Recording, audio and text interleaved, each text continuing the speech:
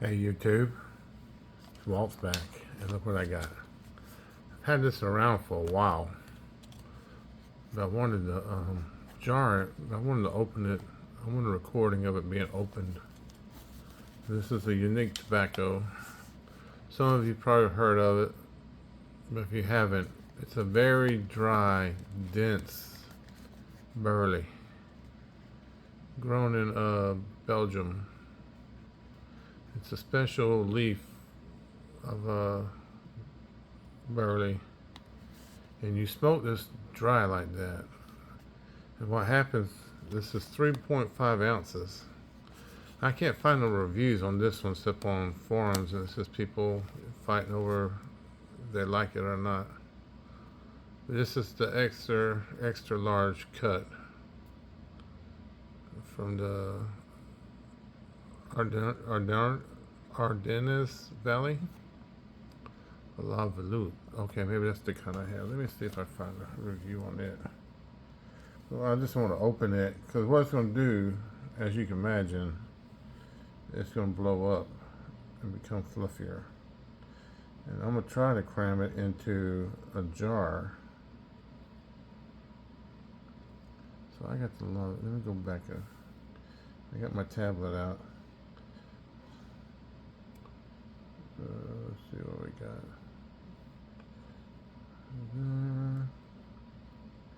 In 1 minute. I thought I was prepared for this. I was trying to make this quick. La Valide. Valide? I don't know French. I don't know French either. Yeah, Valute. Okay. We do have a reserve. Okay, perfect. We do have some I just want the description of it, really.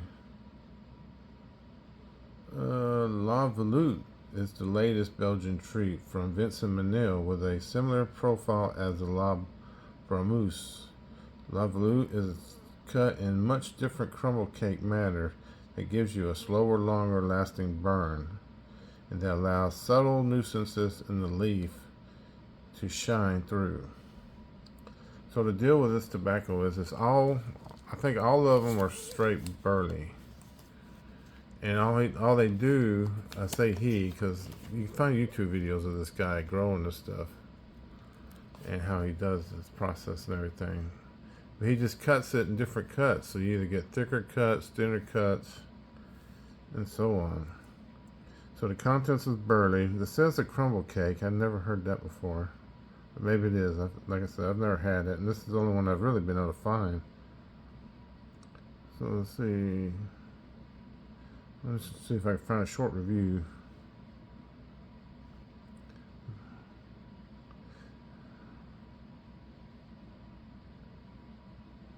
Okay, is this La Veloute some rare monopole variant of Semois?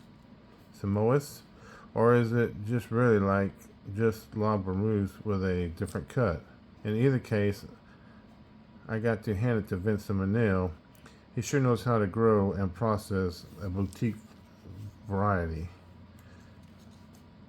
The LV is packaged just like the La Bramuse and the Pete Robin. Now, the Pete Robin, I've seen Nathan the Vapor Piper. He's supposed to do a review on it. I don't know if he already did or not. But that's one he made and named after his son. A well-formed brick of dry tobacco wrapped in foil, and that's what this is. It's just wrapped in foil with a retro paper label over the top.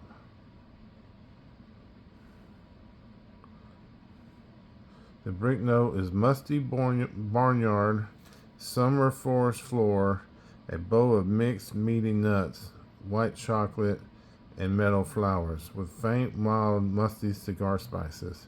The cut is long, wide, and thin ribbons that are pressed tightly together. They arrange a golden tan and mid to darker brown.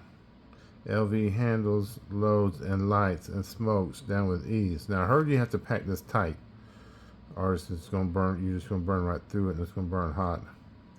It smokes best with me with a somewhat looser pack. Okay, never mind what I said. Then La Bramuse.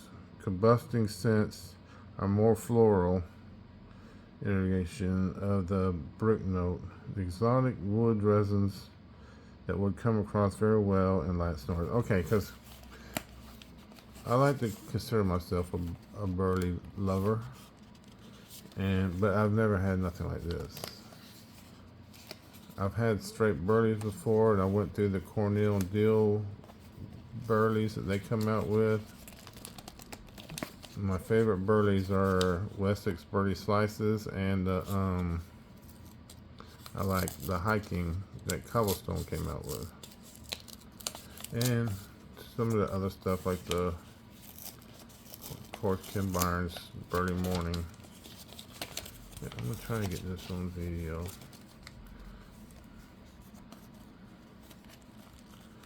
I'm hoping it all spills into my leather neck tray. Yeah, this is something like if you open a tin of this, you'd instantly want to hydrate it. But they say it's not like a crumb, it's a dry, it's a thick ass foil too. It's a dry, but not crumbly, dusty, like dry, if that makes sense. Here we go. Let's see if we can do this artistically. For a wow factor, maybe? Or if it stays in a brick when you open it. We're about to find out, or it's going to collapse. Look at that. Look at that pure block of burley. That is a cake, I guess. Yeah, that's a cake. Dang, I wonder if I could just stick it in a jar like that, or if I should break it up and let it aerate a little bit. So I wonder if anybody buys this burley from him, or is it the same burley everybody else has, other people have access to and use it for blending. I've rarely seen this on sale, and I'm always looking for some. Not always looking for it. I did luck out and find it one time. I think Smoking Pipes maybe had 4 of them listed, and I just grabbed one. Like I said, they're all supposed to be the same anyways, so I guess I want to bust that up and put it in this right here jar. I thought it would fluff up more than that. Maybe I was wrong about that. Yeah, it's very dry. I guess we'll break it up. Let me see if I can keep it on this full so it'll spill better. I might keep some of it in the cake. Yeah, keep some of it in the cake. And then, look at that, just dry. I wonder what it would do if you did add moisture to it. I'm gonna bust that up. We'll bust part of it up since we got plenty of room in this her jar. Just feeling this feels weird. Yeah, it feels like a bad tobacco. Feels like something somebody in the Cadre blend made up. It's just all dry. It is crusty, but it's not turning to dust. So I don't know. Like I said, they just ship it like that. I mean, it's not even airtight when you get it. It's just wrapped in this foil. And that's what you get. Let's see if I get some ribbons. I don't know how well you can see that. Yeah, that's gonna be interesting. Kind of scared of, not scared, but I don't want to fall in love with it and smoke it all up and not be able to find no more. That's always my biggest fear. I always like to have, of course, this ain't your regular tin, but like if I find a tin, I always get 2 just in case. Just so I don't have that fear of running out of it. If I like it.